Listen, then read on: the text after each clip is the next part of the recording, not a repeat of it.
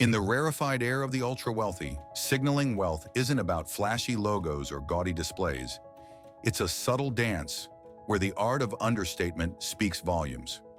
While most of us might flaunt a new designer bag or post that luxury vacation on Instagram, the ultra-rich operate in a different stratosphere, where the quietest nods often carry the loudest messages. First off, let's talk about watches. You might think a gold Rolex screams wealth, but in this exclusive club, that's barely an introduction. A gold Rolex might get you into the VIP lounge, but it's the Patek Philippe Perpetual Calendar that says you own the building. And it's not about the price, it's about what that piece represents. Rarity, craftsmanship, and an unspoken understanding that not everyone can play in this league. For women, it's all about the weight of gold, and not in that 80s gemstone-laden dynasty kind of way. We're talking about thick, understated gold chains that would make you wonder if they're training for an Olympic neck weightlifting event. These pieces don't glitter.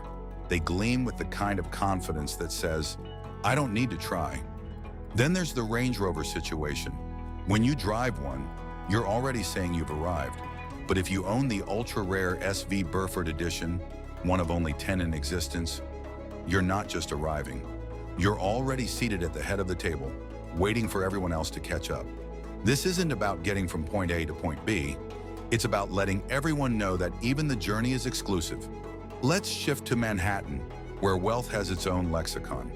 Apartments here don't have driveways or sprawling lawns to show off, so the signaling gets even more nuanced. Imagine casually mentioning over a cocktail, "Oh, I've got to find a new pilot." Translation, "I own a private jet." It's the kind of flex that makes taking the subway feel like a quaint concept from a bygone era. Travel is another playground for the wealthy to show off their status. Sure, many can afford a trip to St. Bart's, but how you get there is the real giveaway. Did you NetJet in, or do you own your Gulfstream G650? For the ultra-elite, mentioning the dogs as an excuse for flying private is the ultimate in nonchalance. Because when you're this wealthy, even Fido demands a private flight. And then there's the art world. While most of us hang framed prints from IKEA, the ultra-rich refer to their multi-million-dollar Rothkos as pictures. It's the kind of casual understatement that lets everyone know you're not just wealthy. You're in a different universe altogether. The real kicker is how the ultra-wealthy master the art of appearing laid back. On their private jets, they're not ordering vintage champagne. They're cracking open a Diet Coke and munching on pretzels.